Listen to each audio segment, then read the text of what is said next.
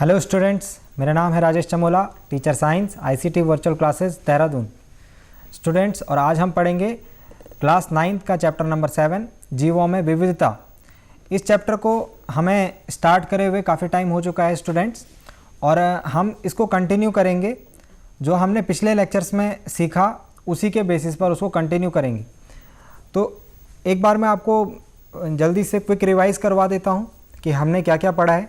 In case अगर आप आज ही जुड़े हैं हमसे तो आपको आइडिया मिल जाएगा कि हम आगे क्या पढ़ने वाले हैं। हमने चैप्टर स्टार्ट करा था जीवों में विविधता। हमने देखा था कि जो हमारे जगत में जितने भी जीव हैं, जितने भी जीव जंतु हैं जो कि लिविंग ऑर्गेनिजम्स की हम बात कर रहे हैं, सजीवों की बात कर रहे हैं, वो अलग अलग प्रकार के अलग अलग जातियों के हैं। यानी कि हमें उनमें भिन्नता दिखाई देती है।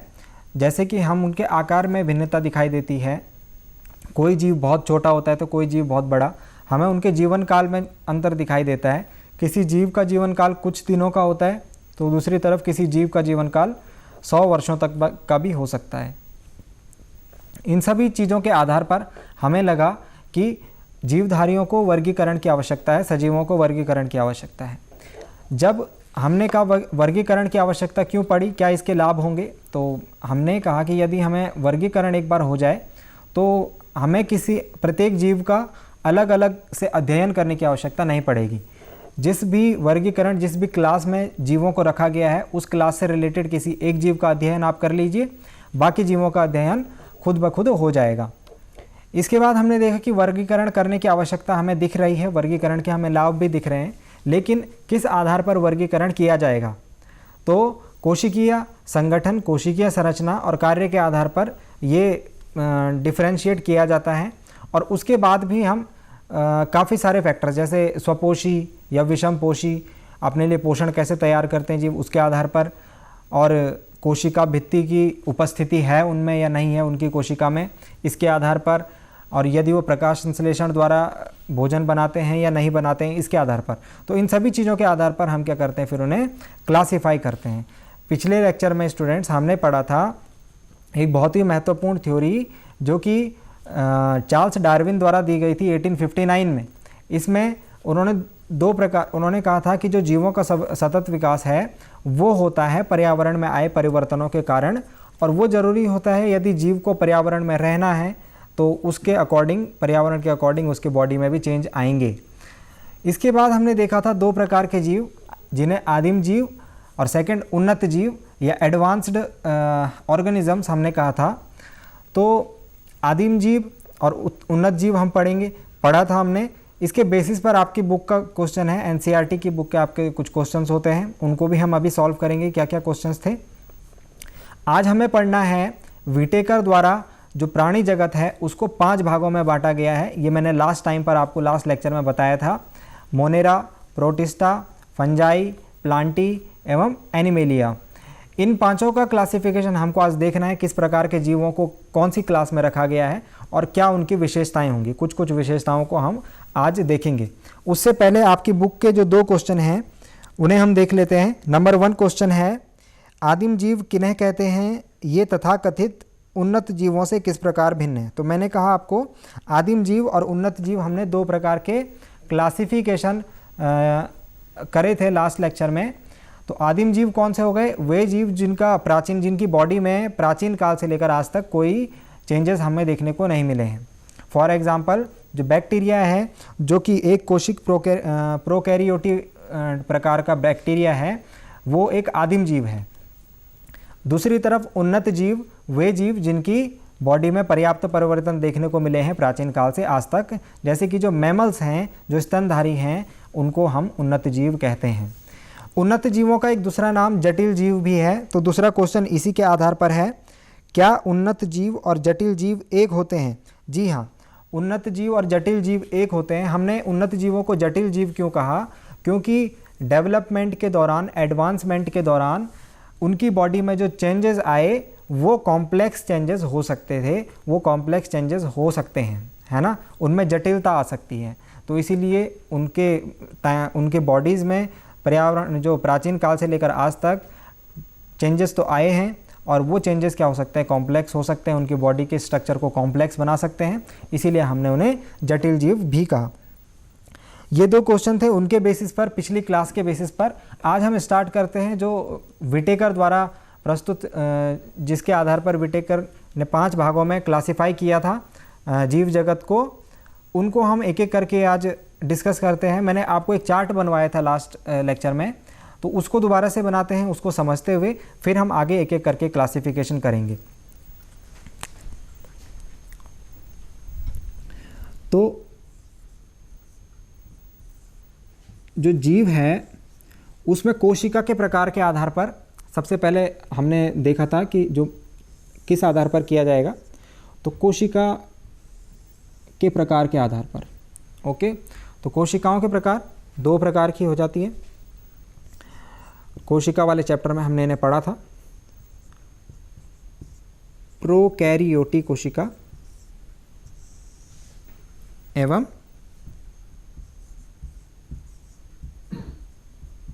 यूकैरियोटिक कोशिका, 2 प्रकार से। ठीक है, प्रोकैरियोटिक कोशिका और यूकैरियोटिक कोशिका हमने डिस्कस करा था कि प्रोकैरियोटिक प्रकार की कोशिकाओं में स्पष्ट केंद्रक का अभाव होता है। इसके अलावा इनमें झिल्ली युक्त अंग जो होते हैं वे भी उपस्थित नहीं होते हैं। तो ये हमने कोशिका वाले पार्ट में डिस्कस करा था, बट मैं इन शॉर्ट आपको लिख देता हूँ। स्पष्ट केंद्रक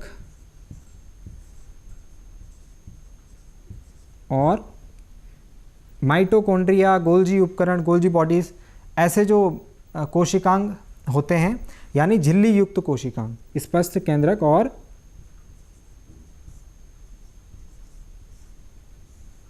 झिल्ली युक्त कोशिकांग। कौन से कोशिकांग होंगे? जैसे मैंने अभी 1-2 के नाम आपको बताए, माइटोकॉन्ड्रिया, गोल्जी बॉडीज, इन सब का अभाव, कोशिकांग का अभाव होता है जिन प्रकार की कोशिकाओं में, उनको हम बोलते हैं प्रोकैरियोटिक प्रकार की कोशिकाएं। यूकैरियोटिक कौन से प्रकार की कोशिकाएं होंगी? जिनका केंद्रक स्पष्ट होगा, जिनमें झिल्ली युक्त कोशिकांग भी हमें देखने को मिलेंगे। ठीक है, तो यहाँ से आप यूकैरियोटिक प्रकार की कोशिकाओं को समझ सकते हैं। जो इसमें फर्स्ट वाला टाइप है, जिसको कि हमने मोनेरा बोला था, मोनेरा, इसको मैं बॉक्स बना देता हूँ। जो 5 क्लासिफिकेशन है उनके ऊपर बॉक्स बना देंगे। तो नंबर 1 क्लासिफिकेशन हमारा यहाँ से हो गया मोनेरा। इसके बाद हमने यूकैरियोटिक कोशिकाओं को भी, जो जिन जीवों के शरीर में इस प्रकार की कोशिकाएं हैं, उनको फर्दर दो पार्ट्स में डिवाइड किया है। वो 2 भागों में विभाजित हो जाती हैं। कौन कौन सी? कुछ जीव ऐसे होते हैं जिनके शरीर एक कोशिकीय होते हैं, और कुछ जीव ऐसे होते हैं जिनके शरीर बहुकोशिकीय होते हैं।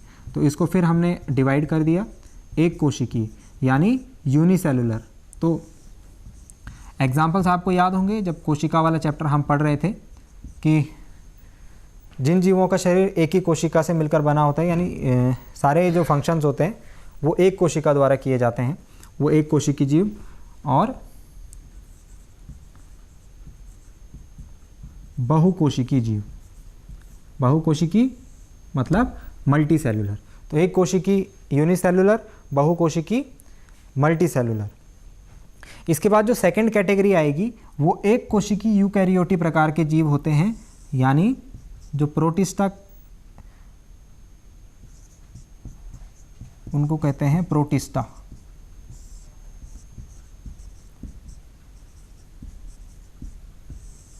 तो सेकंड दूसरा वर्ग जो हो गया वो ये हो गया प्रोटिस्टा का।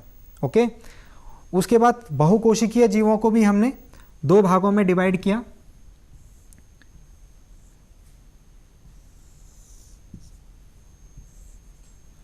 बहुकोशिकीय जीवों को 2 भाग कौन कौन से? एक प्रकार के वो जीव जिनके शरीर में कोशिका भित्ति उपस्थित है,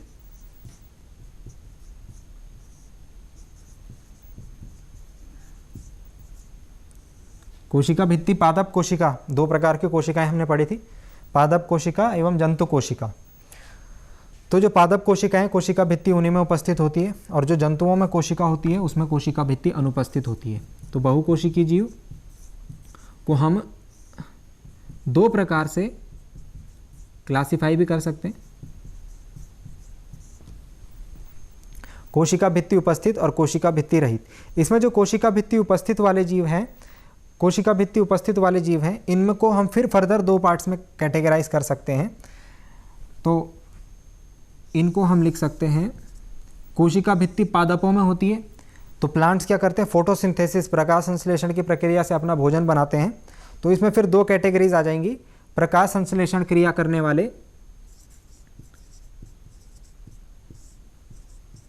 प्रकाश संश्लेषण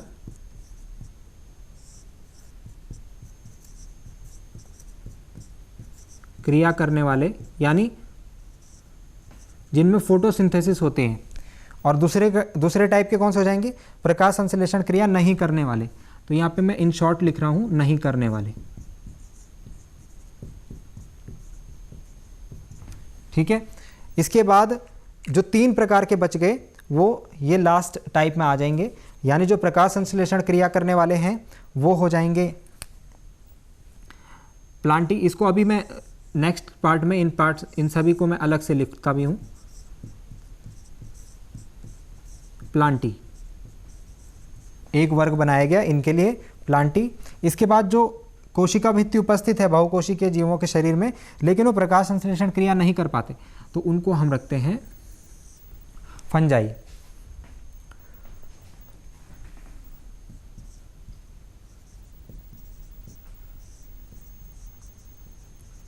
और एक लास्ट प्रकार बच गया जो कि है एनिमेलिया, तो वो आ जाता है बहुकोशिकीय कोशिका भित्ति रहित में। तो ये एक ब्रॉड सा क्लासिफिकेशन है। अभी जस्ट मैंने आपको एक आइडिया दिया होगा। 5 प्रकार हो गए हमारे, एक प्रकार मोनेरा, प्रोटिस्टा, प्लांटी, फंजाई एवं एनिमेलिया। अब हमको क्या करना है, इन सभी प्रकारों को एक एक करके पढ़ना है। तो यहाँ से मैं एक बार आपको एक्सप्लेन कर देता हूँ। यदि आपको ये चार्ट समझ में आ गया होगा तो काफ़ी कुछ आप डिस्कस कर सकते हैं कि मोनेरा जिन जीवों को मोनेरा की श्रेणी में रखा गया है, जब क्लासिफिकेशन में जो जीव इसके अंतर्गत आएंगे उनकी कोशिका किस प्रकार की होगी, प्रोकैरियोटिक प्रकार की कोशिका होगी, मतलब कि उनमें स्पष्ट केंद्रक और झिल्ली युक्त कोशिकांग का अभाव होगा। इसके बाद जिन जीवों को हम प्रोटिस्टा के अंतर्गत रखेंगे, जिनको इसके अंदर क्लासीफाई करेंगे, उनकी संरचना वो एक कोशिकीय जीव होंगे, यूकैरियोटिक प्रकार की कोशिका वाले होंगे, है ना।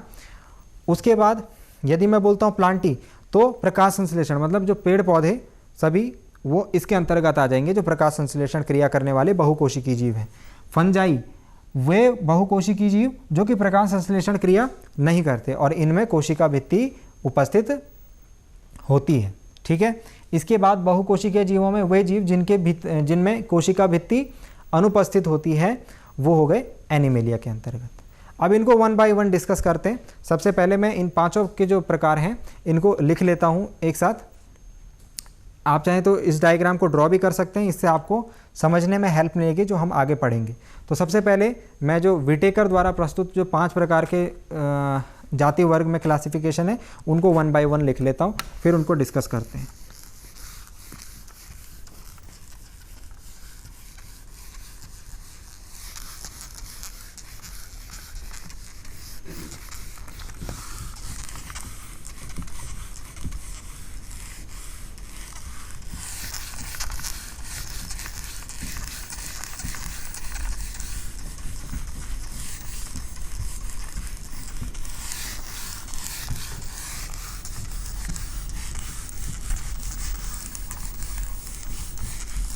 चलिए, विटेकर द्वारा प्रस्तुत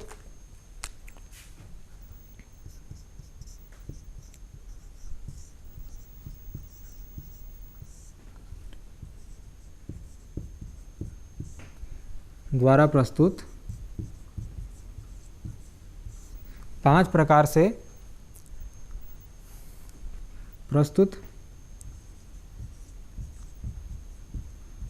जीवों के 5 जगत, इनको हमने कहा जगत। Okay, kingdom. Number 1 is Monera, जो हम अभी लिख रहे थे। Number 1 is Monera. Number second protista,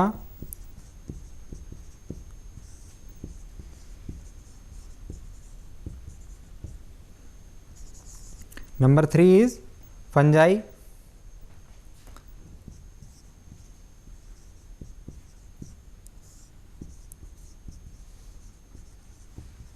number 4 Plantae,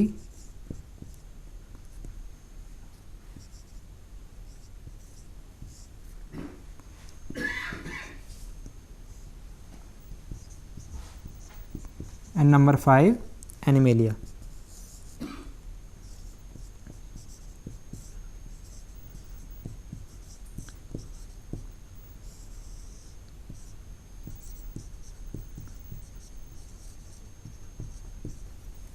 ठीक है, तो ये 5 जीवों के 5 जगत विटेकर द्वारा प्रस्तुत हैं।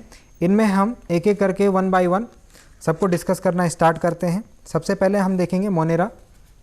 तो जब हमने क्लासिफिकेशन स्टार्ट किया था उसमें हमने देखा था ये किस प्रकार के जीव हो गए, प्रोकैरियोटी प्रकार के, है ना, जिनकी कोशिका किस प्रकार की है, प्रोकैरियोटी प्रकार की कोशिका है, और ये एक कोशिकीय जीव होते हैं।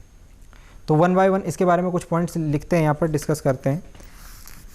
पहले मोनेरा पढ़ेंगे, फिर उसके बाद 1 बाय 1 सभी को डिस्कस करेंगे। ओके, तो याद करने वाले फैक्ट्स हैं तो मैं सीधा लिख रहा हूँ, आप इनको नोट डाउन करके और याद करेंगे। ओके,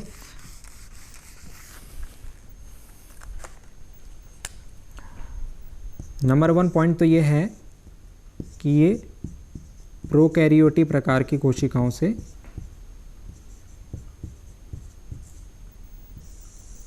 मिलकर बने होते हैं। नंबर 2, कौन से जीव इनके अंतर्गत आ जाएंगे, जो एक कोशिकीय जीव होंगे।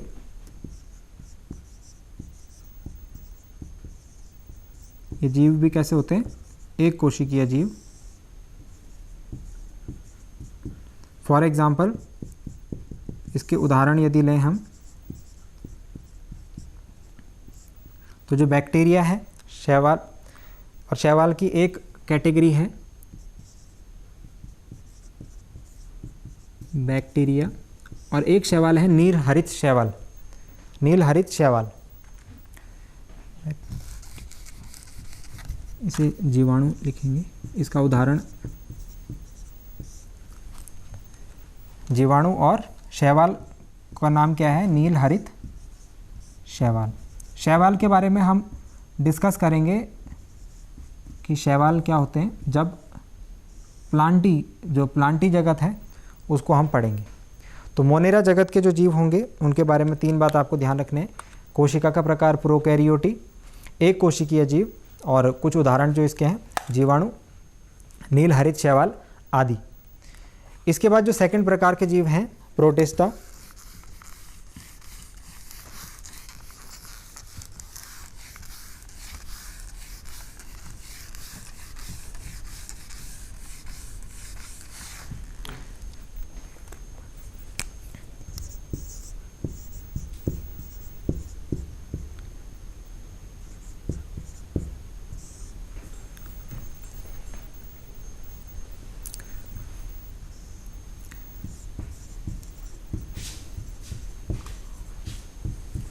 प्रोटिस्टा में कौन सी प्रकार की कोशिका आ जाएगी, प्रोकैरियोटी प्रकार की कोशिका। जो मोनेरा जगत के जीव हैं उनके लिए उनमें उपस्थित होती है यहाँ पर यूकैरियोटी प्रकार की कोशिका। ठीक है, नंबर 2, इसके कुछ एग्जाम्पल्स, ये भी एक कोशिकीय जीव होंगे। तो एक कोशिकीय जीव जैसे कि हमने देखें अमीबा, इन्हें तो हमें पढ़ा है ना, ये नाम तो आपने सुने होंगे, अमीबा, पैरामीशियम। जब हम कोशिका वाला चैप्टर पढ़ रहे थे तो वहाँ पर एक कोशिकीय जीवों में इनका डिस्कशन हमने किया था, अमीबा, पैरामीशियम, इसके अलावा यूग्लिना आदि। ओके, तो बस एक एक दो पॉइंट्स आपको अभी डिस्कस कर रहे हैं हर प्राणी जगत के बारे में। प्रोटिस्टा के बाद नंबर 3 आता है फंजाई। तो फंजाई में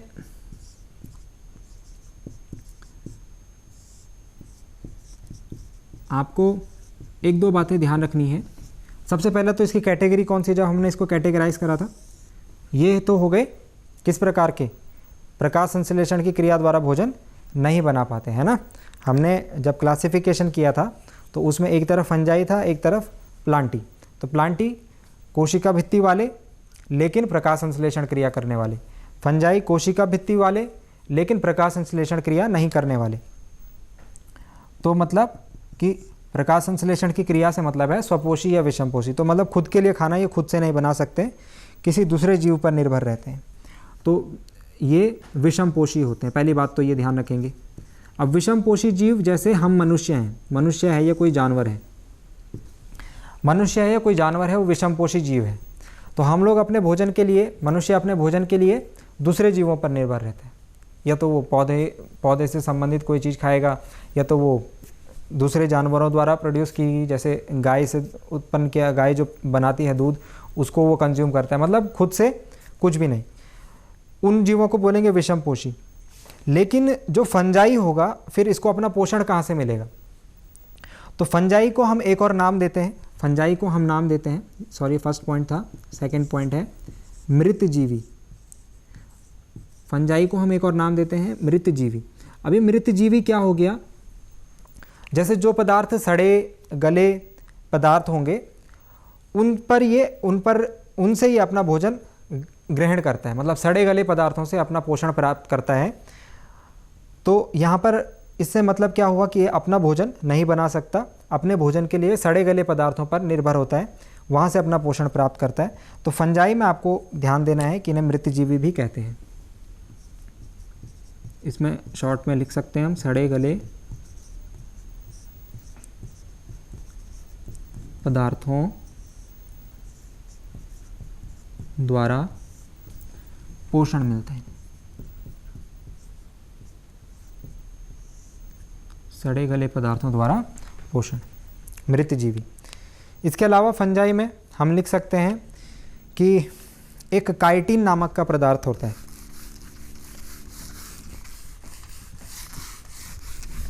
दो पॉइंट्स दिमाग में रहेंगे कि नंबर वन, ये जो होते हैं नंबर वन कि इनकी जो ये विषमपोषी जीव होते हैं, इसमें हमने यूकैरियोटिक प्रकार की कोशिका होती है, एक कोशिकीय होते हैं, बहुकोशिकीय होते हैं, कोशिका भित्ति उपस्थित होती है लेकिन प्रकाश संश्लेषण की क्रिया द्वारा भोजन नहीं बना पाते, विषमपोषी होते हैं, मृतजीवी होते हैं। इसके अलावा थर्ड पॉइंट है काइटिन। काइटिन नामक का जो पदार्थ है, ये जो फंजाई की कोशिका भित्ति होगी, हमने कहा था इसमें कोशिका भित्ति क्या होती है? उपस्थित होती है, कोशिका भित्ति प्रेजेंट।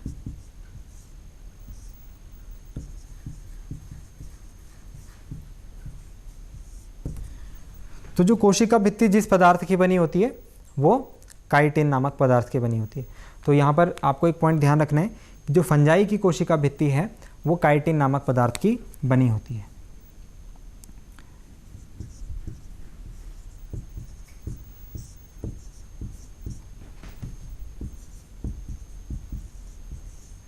फंजाई की कोशिका भित्ति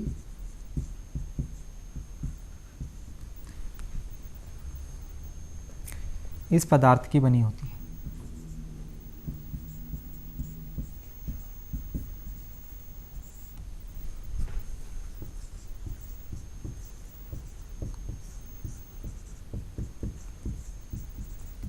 ये पॉइंट याद रहेगा इसके बारे में। उसके बाद जो नेक्स्ट इसका लास्ट पॉइंट है लाइकेन। लाइकेन भी आपको ध्यान रखना है। लाइकेन जो है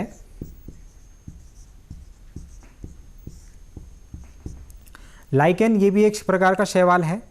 ये कवक एवं शैवाल ये कुछ प्रजातियां मिल करके क्या करती हैं? सहजीविता का संबंध रखती हैं। तो पेड़ों पर आपने देखा होगा एक प्रकार का लाल रंग का पदार्थ पेड़ की छाल पर, तो वो ये लाइकेन होता है। तो एक पॉइंट इसे भी याद रख लीजिए क्योंकि नाम इंपॉर्टेंट है लाइकेन। तो शॉर्ट में लिख लेते हैं कवक तथा शैवाल के बीच, इनको हम कवक और शैवाल को आगे नेक्स्ट पॉइंट में समझेंगे, के बीच किस प्रकार का संबंध, सहजीविता,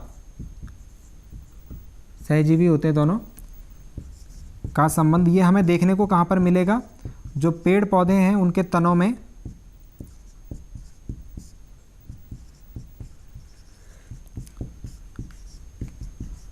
में लाल रंग का जो पदार्थ है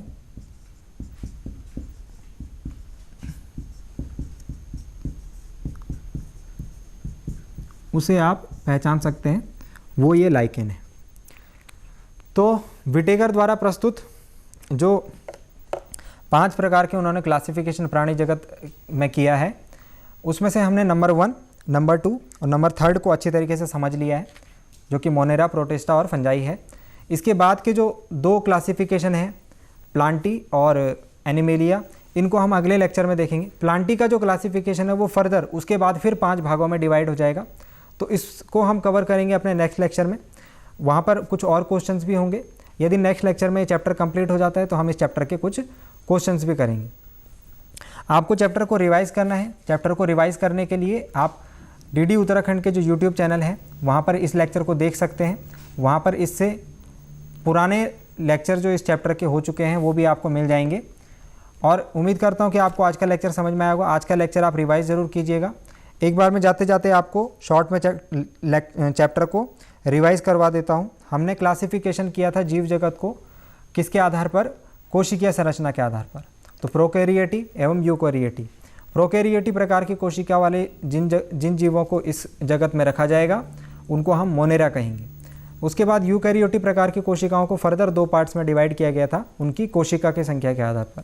तो जो एक कोशिकीय जीव होंगे और दूसरी तरफ बहुकोशिकीय जीव होंगे।